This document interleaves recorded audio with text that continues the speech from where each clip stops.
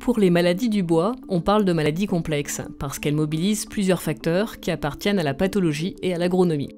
Cela veut dire que ça tient autant à la présence de champignons qu'à l'état de la vigne, au cépage, au climat et à la manière dont la vigne est cultivée.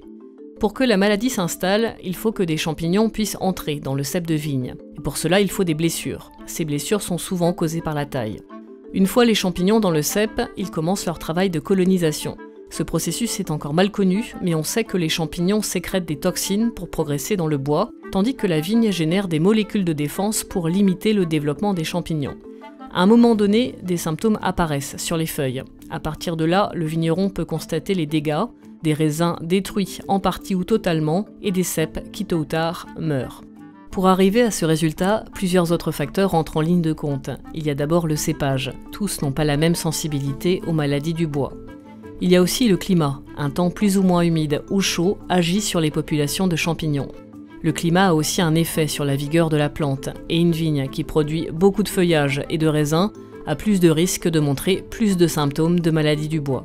En effet, grâce à la photosynthèse, la vigne produit de l'énergie. Elle lui sert à faire croître ses rameaux, à remplir les raisins, et une partie de cette énergie est mise en réserve. C'est encore au stade d'hypothèse, mais les scientifiques pensent que si la vigne dépense beaucoup d'énergie dans le feuillage et les raisins, elle en a moins pour se défendre. Dans ce cas, le cep sera plus vulnérable en cas d'attaque de champignons.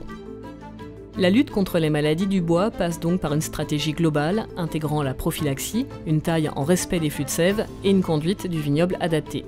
C'est un équilibre qu'il faut trouver, car dès qu'on touche aux grappes, au feuillage, qu'on fertilise ou que l'on enherbe, on peut influer sans le savoir sur les maladies du bois.